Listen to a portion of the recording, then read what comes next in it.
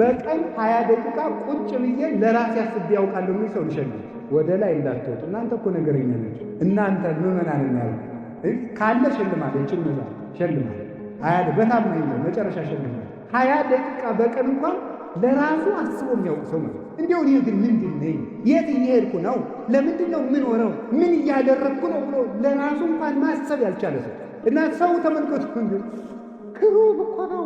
ሰይጣን እንዴት እየቀለደብን እንደሆነ ራስህ የምትጎርሰው የለህም። ማንቸስተር አርሴናል ትላለህ፣ የራስህ የምትጎርሰው የለህም። ቁራሽ ዳቦ አጥተህ ዲኤስቲቪ ተበድረህ ገብተህ ይሄንን ነው መክሰር ማለት ነው። እንዳናስብ ሰው በሚንኮባለል ኳስ ቡጢ ይገጥማል። እንዲህ አበው እኮ ደቂቀ እሜ የተባአሱ በእንቲ አይን የእናቴ ልጆች ለእኔ ብለው ተጣሉ ይላል ሰሎሞን። የቤተ ክርስቲያን ልጆች ቤተ ክርስቲያንን ለመጠበቅ መከራ ተቀበሉ። ካጋንንት ካላውያን ነገሥታት ከስጋቸው ጋር ተጣልተው ቤተ ክርስቲያንን ጠበቁልኝ ሲል በእኛ ተገብቶ ማለት ሰው በማያገባው ገብቶ በማያተርፍበት ዕድሜውንም ጊዜውንም ጉልበቱንም ያባክናል። መክሰር ማለት ይሄ ነው። ራሳችንን ከመክሰር ይሰውረን። ጌታ ለሐዋርያት ያላቸው ይሄን ነው። ለራሳችሁ ተጠንቀቁ፣ ለራሳችሁ ተጠንቀቁ ነው ያለው። ዕቃቡ ርእሰክሙ ወኢታክልሉ ልበክሙ በመብል ወበስታይ ዘእንበለ ግዕዝ በመብላት በመጠጣት ያለ መጠን ወይን በመጠጣት ልባችሁን አታክብዱት፣ ለራሳችሁ ተጠንቀቁ። የሉቃስ ወንጌል ምዕራፍ 21 ቁጥር 34 ነው። ይሄ ነው ለራስ ማሰብ ነው። ይኸው ነፍሱን ተውት። ቢያንስ እንኳን ለእንጀራችሁ በጣም ይደንቀኛል እውነት በጣም የኢትዮጵያ የሚጎርሱን የላቸው። እንደው ይቅርታ ይደረግልኝ ፖለቲካ እንደሆነ እግዚአብሔር ይጠብቀኝ። ከሆነም ችግር የለም። ዙሮ ፖለቲካ ቢሆን አይነገረውም ያለ ማለት። ስለዚህ ምንድን ነው ኢትዮጵያ ወልዳ የምታሳድገው አታ የምትለምንናት ባላችበት ሀገር ለእነ ማንቸስተር የአየር ሰዓት ተከፍሎ ጋዜጠኞች 2 ሰዓት በቀን ስለ ማንቸስተርና ስለ አርሰናል ይወያያል። ይህን ጅልነት ነው። ይቅር ይበሉኝ። የስፖርት ፌዴሬሽን ማለት ነው። አይቆጡም እሳቸው።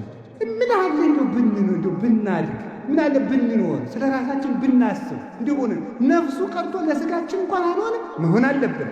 ስለዚህ ራሳችሁን ጠብቁት፣ ከፍ ብላችሁ አስቡ። ለሰውነታችን የሚመጥን ነገር ማሰብ አለብን። ልያ ታውቋታላችሁ? አታውቋትም? ያዕቆብን ታውቃላችሁ? ያዕቆብ ሊያገባ ሲሄድ ልጅ ስጠኝ 7 ዓመት ትገዛና እሰጣለሁ። ማናት? ራሔል መልከኛ ነው። መልከኛይቱ ልጅን አጋባለሁ 7 ዓመት ተገዛ። 7 ዓመት ተገዝቶ ምን ሰጠው? ደብቆ ትልቅ እያለ ትንሽ ስለማይዳን መልኳ እንደዚያ ያለችውን ልያን ሰጠ። ደስ ብሎት ራሔልን አገኘ መስሎ ደስ ብሎት ሰርጉ ሲያበቃ ማለዳ ብትታይ ልያ። ይህ በጣም እኮ ግግር ነው ማለት ይኸው እንደዚህ ነው ማለት ነው። ፈንጥዛችሁ ደስታችሁ ዘላችሁ ማለዳ ልያ ማለት ይሄ የሚጨበጥ የለም ማለት ነው። የሚጨበጥ የለም ያሰባችሁት አልሆነም፣ ደስታውም የለም። ሲነጋ ልያ ማለት ይሄ ነው ማለት ነው። መክሰር ማለት ይሄ ነው። እንደ ቀበሮ ማለት ቀበሮ ጣዝማ ተወዳለች። ጣዝማ ማለት ጣዝማ አገኘው ያን ስዘል ዙራ ሲመጣ ጉድጓዱ የት እንዳለ አይታወቅም። የቀበሮ ደስታ ዛሬ ግን ይላሉ ሊቃውንቱ ቀበሮ እንኳን ከስተቷ ተምራ ከጉድጓዱ ላይ ቆማ ትደሰታል። እየዘለ ዝላዩ ለዚያው ላይ ነው። ምክንያቱም ስትመጣ ጉድጓዱ ይጠፋል። ስለዚህ ምንድን ነው እንገራችሁ እንድትስቁ አይደለም። በእውነት እግዚአብሔር ባወቀ ማለት ልያን ይውላችሁ ራሔልን ማግኘት ሲገባ ለምን ልያን እናገኛለን? ራሔል መንግሥተ ሰማያት ናት ይላሉ ሊቃውንቱ። እንደገና 7 ዓመት ተገዛ። እንደገና ለሀብቱ 7 ዓመት ለያዕቆብም 21 ዓመት እንደ ጥቂት ቀን ሆነለት ይላል ርዕሰ ነቢያት ሙሴ ሲጽፍ። ለያዕቆብ 21 ዓመት እንደ ጥቂት ቀን ሆነለት። ራሔልን ይወዳት ነበርና ይህንን ሊቃውንቱ ሲያመሰጥሩት ይላሉ ለቅዱሳን በዚህ ዓለም የተቀበሉት መከራ እንደ ጥቂት ነገር ሆነላቸው፣ መንግሥተ ሰማያትን ይወዳሉና። ቃል ተሰማ በራማ ራሔልን ዘትበኪ በይንተ ውሉዳ እስመ ኢኮንዋ ውሉደ በራማ ለቅሶ ተሰማ። ራሔልም ስለ ልጆቿ አለቀሰች፣ ልጆቿ ሙተው ልጅ አልሆናትምና። እንደው ብዙ ትርጉም አለው ከርዕሳችን ጋር የሚገናኘው ቃል ራማ ብሂል ልዑል መካን። ራማ ማለት ከፍ ያለ ቦታ። ልዑል እግዚአብሔር ስለ ልጆች አዘነ። ራሔልም አለቀሰች ማለት ምን ማለት ነው? ራሔል አለቀሰች፣ መንግሥተ ሰማያት አዘነች። እስመ ኢኮንዋ ውሉደ ልጆቿ መንግሥተ ሰማያት አንገባም ብለዋታልና፣ ለመንግሥተ ሰማያት የሚሆን ሰው ጠፍቷልና መንግሥተ ሰማያት በእኛ አዘነች ተብሏል። እና የሰው መጠኑ ደመና አይበቃውም፣ ጠፈር አይበቃውም፣ አየራት አይበቁትም። የሰው መጠኑ የእግዚአብሔር ክብር ነው። ክብሩን የሰጠን በክብር የፈጠረን በክብር ያዳነ እሱ ውርደታችን ተቀብሎ በክብር በሐዲስ ተፈጥሮ ያከበረን መድኃኔ ዓለም ኢየሱስ ክርስቶስ ስሙ የተመሰገነ ይሁን። ክብራችን አውቀን ከኃጢአት ለመጠበቅ ያብቃን። ሁለተኛ አሁንም ደግሞ የተመሳሳይ ነው። ሁለተኛውና ሶስተኛው አጠራ አድርጌ ልናገር። ሁለተኛው ዕንቁ ክርስቶስ ነው ብያችኋለሁ አይደል? አንደኛው ዕንቁ ሰው በሉ እንጂ ሰው በሉ። ምን አላችሁ?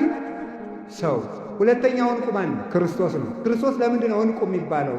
ዋጋው ብዙ የሆነ ዕንቁ ለምንድን ነው የሚባለው ከተባለ ዋጋው አሁን ልብ ብላችሁ ስሙ። ዋጋው ብዙ የሆነ ዕንቁ ለምንድን የተባለ?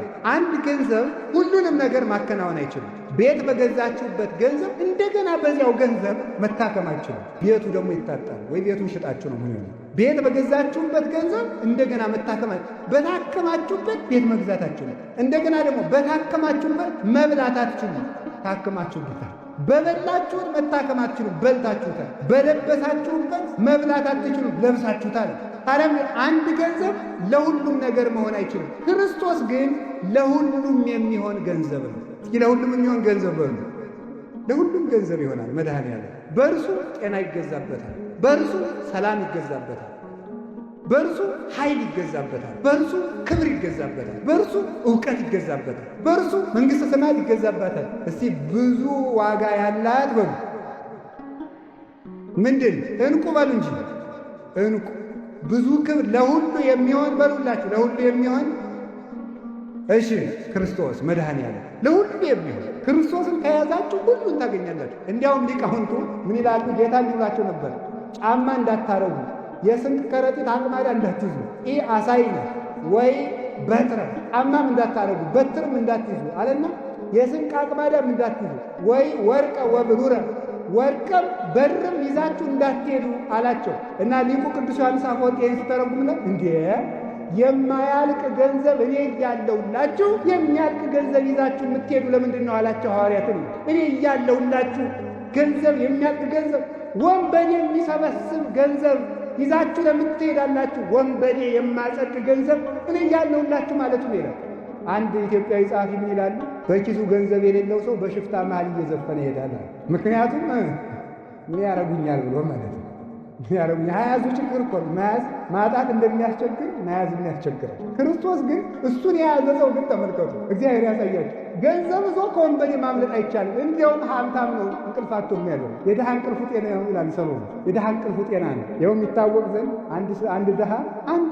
አንድ ድሃ ዝም ብሎ ዳረጎት ይበላና በሎሌነት ገብቶ ነው። ማታ የተኛ ጌታውና እመቤቱ በግድ ነው ፀሐይ ወጥቶ የሚቀሰቅሱ። መኝታውም የዚያን ያህል ነው፣ ልብሱም እንደዚያው ነው። የቤቱ ባለቤት ግን ግጥም አድርጎ የድሮ ምንጣፍ ወላንሳ ነው። እንደዚያ ፍራሽ አንሶላ የሚባል የለም። ወላንሳ ይኸውም የባለጸጎች የንግሥት ወላንሳው ተነጥፎ እዚያ ተኝቶ ሽቱ ተረግርቦ ጠጁ ተጨልጦ ጮማው ተቆርጦ ወይ እንቅልፍ ባይ እንኳን ይሄ ነገር ግን ይሄ ድሃ የኔን ዳረጎት በልቶ በሰላም ያድራል። እኔ ደግሞ በሰላም አለ። ምንድን ነው ችግሩ ብሎ አሰበ። አይ ይሄማ አስበው ገንዘብ ነው መሰል። ይሄን ምላርከው እነገሌ ሊዘርፉ የሚመጡስ ገንዘቡን አልሰጥም ስል ቢገሉኝስ እያልኩ ነውና እስቲ ያ መሆኑን ለማወቅ ለእሱ 300 ብር ልስጠው ብሎ ሰጡ።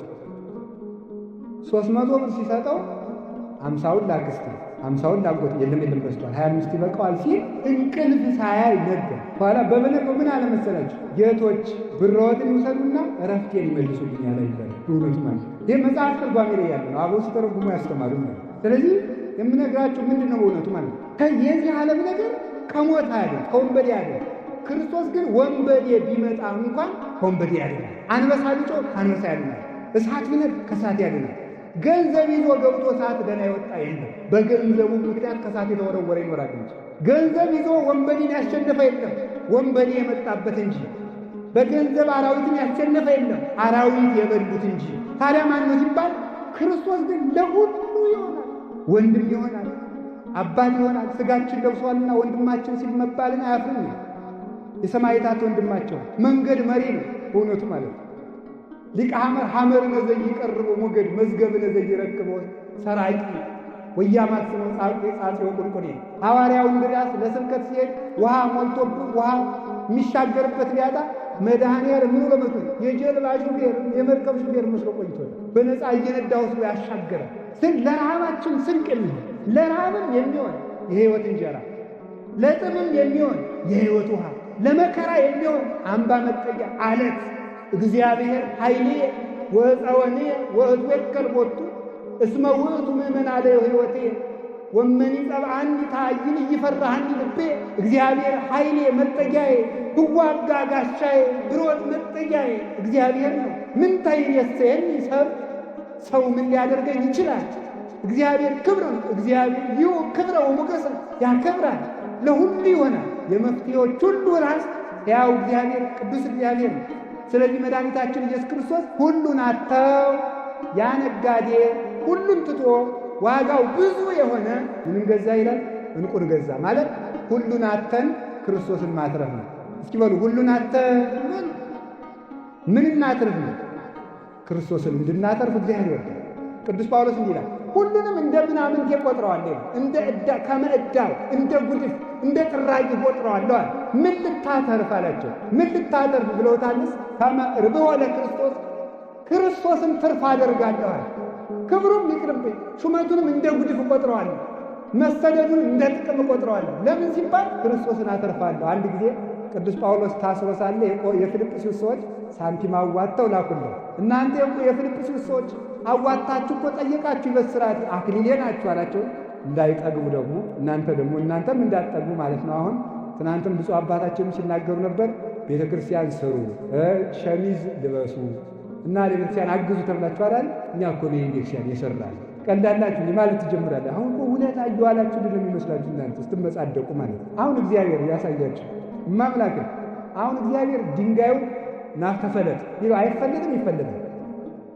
ድቀቅና ሸዋውን ቢለው ይሆናል አይሆንም? ውሃውን ደግሞ ሂድና በጥብጥ ቢለው አይበጠብጥም? ይበጠብጣል። ደግሞ ያንን እርጋና ኮንክሪቱን ቢለው ይሆናል አይሆንም? ሂድና በጽራጽዮን ስራ ቢለው ይሰራል አይሰራም? ነፋሱን ተሸከም ቢለው ይሸከማል አይሸከምም? እግዚአብሔርን ስራ መልአክን ስራ ቢለው አይሰራም? ይሰራል። ግን እኛን ለማጽደቅ ይለምናል። እንዲሁ እኮ ይገርማል እኮ እግዚአብሔር ለምኖ እንዲሁ የእሱ ነገር ምን ይባላል? አሁን እመቤታችንን ተቀበለ። የበኩር ልጃችሁን ስጡኝ ይላል በብሉይ ኪዳን። የበኩር ልጃችሁን ስጡኝ ያለ የሐናና ኢያቄም የበኩር ልጅ ድንግል ማርያም ሰጡ። ተቀበለና ደግሞ መልሶ የዓለም እናት አድርጎ ሰጣቸው። እንዲህ ነው እግዚአብሔር በትንሹ ይቀበል። አፏ ያልፈታች ልጅ ተቀበለና ሰዓሊተ ምሕረት አድርጎ ሰጣቸው። አበርክቶ የሚሰጥ አሳድጎ የሚሰጥ አልቆ የሚሰጥ አግኖ የሚሰጥ ያው እግዚአብሔርን ማትረፍ ትልቁ ነው። በሕሊናችን ሁሉ ኑሮ ምስጋና፣ እልልታ፣ ጭብጨባ፣ መሞገስን ሳይሆን ክርስቶስን አትርፈን እንድንመለስ እግዚአብሔር ይርዳል። አሜን በሉ። ይለዚህ ጨምሩ አሜን በሉ። አሁን ተመልከቱ እስቲ መብራት ይግባልን በሉ። ገብቷል ባህር ዳር ነው ችግር የለም። እስቲ በሉ መብራት ይግባልን በሉ በሉ እንደገና። እሺ መንግስት መብራት አግብቶ ውሃ አይተው ምክንያቱም መብራት አይጠጣም በሉ። ክርስቶስ ግን የዓለም ብርሃን እንደገና ደግሞ ውሃ ነው። ለሁሉ ችግር ይሆናል ክርስቶስ ማለት። የዚህ ዓለም ነገር በአንዱ ስንፈታ በአንዱ መቀደድ፣ በአንዱ ስንቋጥር በአንዱ መፍሰስ ችግር ነው የዚህ ዓለም ነገር። ቤት ሰራው ስንል አጥሩ ቀረ ይባላል። እንጠር ስንል ከጎረቤት ጋር ጠብ ይመጣል። የዚህ ዓለም ነገር ማፍሰሻው ብዛት። ክርስቶስ ግን ተጨማሪ ችግር የሌለው ክብር ነው። ችግር የማይፈጥር መፍትሄ እግዚአብሔር ነው። አሁን እኮ ታውቃላችሁ አይደል? ለጨጓራ ሄምን መድኃኒቷ ለኩላሊት ይላል። አበዛው ደግሞ ያው ኩላሊት በትንሹ ሊጎዳ ይችላል ይላል። የጨጓራው ኩላሊትን ሳይነካ አይሆንለት፣ የኩላሊቱ ጉበትን ሳይነካ አይሆንለት። ክርስቶስ ግን አንዱን ሲያድን ሌላውን አይሰብርም። ለሌላውም ተጠንቅቆ ከጭምትነቱን የተነሳ የጧፍ ኩስታሪን አያጠፋም፣ የተቀጠቀጠ ሸምበቆን አይሰብርም ተብሎ የተነገረለት ፍጹም ጭምት ነበር። አሁን በክርስቶስ ስም የሚሳደቡት ሁሉ እንዴት እንደማያፍሩ ያሳዝናል። እሱ ገመና የሚሸፍን የጸሐፍት የፈሪሳውያን እንኳን ገመና የሚሸፍን እናንተ እኮ አታውቁ። እስቲ እግዚአብሔር ያሳየን። አሁን እኔን ስሰርቅ ብታዩኝና መቼም ራሴ ሌላ ቄስ መከራ ከማሳይ ነው። እኔ ስሰርቅ ብታዩኝና አንድ ሰው አባ ገብረ ኪዳን ንስሐ ልገባ እየሄድኩ ነው ቢላችሁ ሰው አላወቅም ሌባ ነው እንዳትል አትሉም ትላላችሁ። ጌታ ግን የብሉይ ኪዳን ካህናት ሌቦች እንደሆነ ያውቃል። ለምጻሙ መጥቶ ከሱ ከተፈወሰ በኋላ ሂድና ራስን ለካህኑ ሰው ለዚያ ሌባ ቄስ እኮ ነው፣ ለፈሪሳውያን እኮ ነው። ለፈሪሳውያን ለእነዚያ ገመናቸውን ሸፍኖ የሰው ገመና ያጋልጥ ገመና የሚሸፍን ከባቴ አበሳ ለፈለጉት ሁሉ ቅርብ ሰው የማይመርጥ ሁሉ የሚበቃ እግዚአብሔር ነው። መድኃኒታችን ኢየሱስ ክርስቶስን በጠዋትም በማለዳም እሱን የምንወድበት ልቡና ይስጠን።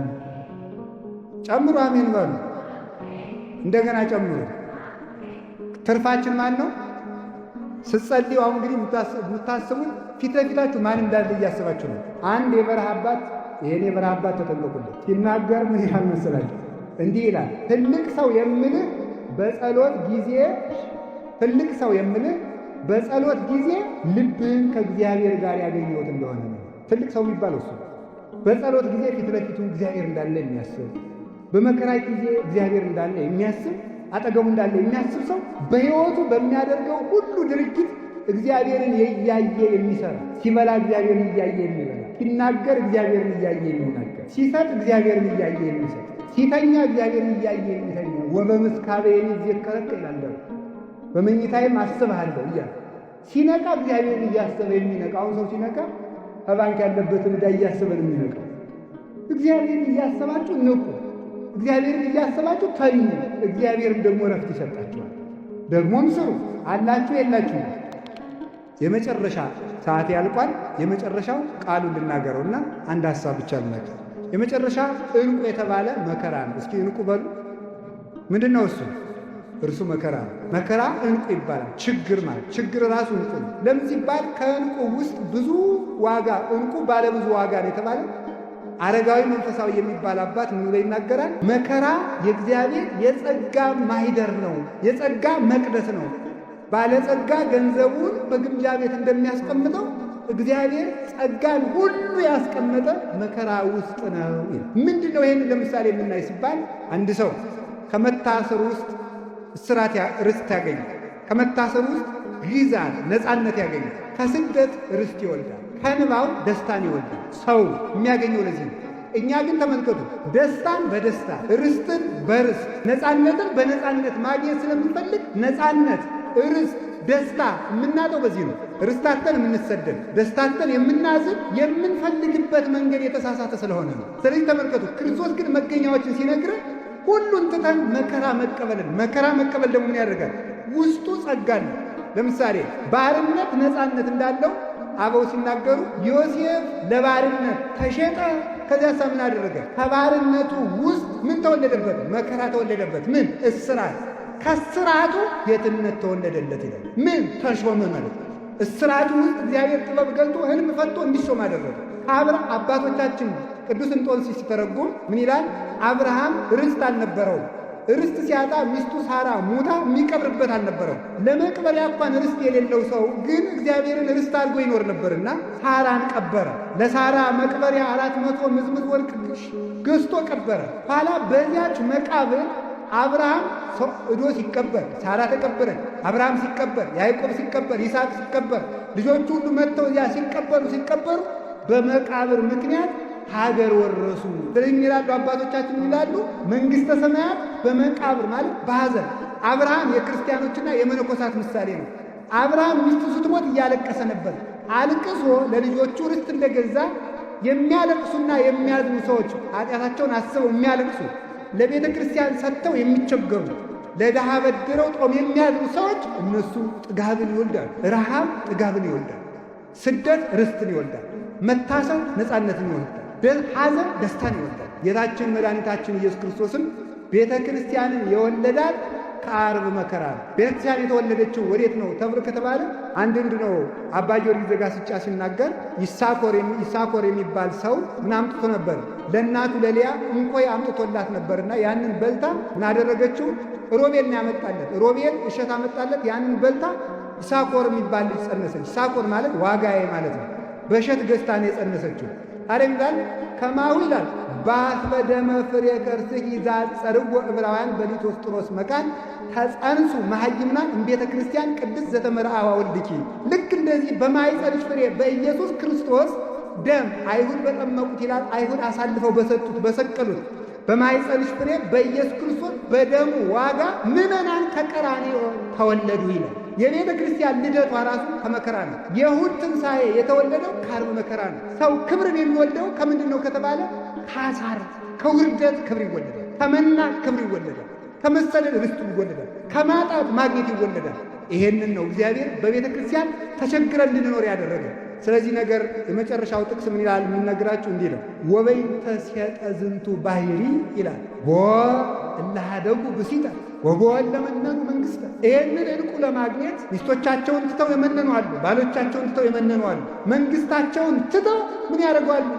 የመነናሉ። ዘውዳቸውን ትተው ኢየሱስ ክርስቶስ ዘትትነገር እምጵርስፎራ ነገሥታት በእንቲአከ ይገድፉ ጌራ ወጠቆሙ ይፈትሑ ሐራ። ሰራዊትም ጌቶቻችን የተውትን እያሉ ትጥቃቸውን ፈተው መንነውለታል። ከዚያ በኋላ ይህ አልበቃቸው ብሎ ይላል። ይህ አልበቃቸው ብሎ ይላል ወቦ እለመጣው ሥጋሆሙ ለምንዳቤ ወነፍሶሙ ለሞት እንዘይሬስዩ። ተመልከቱ፣ እንዘይሬስይዎ ለመሪር ጥዑመ ወለጥዑምኒ መሪረ። መራራውን ጣፋጭ፣ ጣፋጩን መራራ፣ የሚጣፍጠውን ዓለም መራራ ብለው እየናቁ መራራውን መከራ አጣፍጧቸው እየተቀበሉ ሰውነታቸውን ገንዘባቸውን ማጣታቸው አንሷቸው ለክርስቶስ ሥጋቸውን እስከ መስጠት ደርሰው ክርስቶስን አተረፉ ይላል። ቢያንስ እንኳን እኛ የሥጋ ፈቃዳችንንና ገንዘባችንን በመጠኑ ለቤተ ክርስቲያን ትተን ክርስቶስን እንድናተርፍ አምላከ ቅዱሳን ይርዳን። ያስተማረን እግዚአብሔር ስሙ የተመሰገነ ይሁን። ወስብሐት ለእግዚአብሔር ወለወላዲቱ ድንግል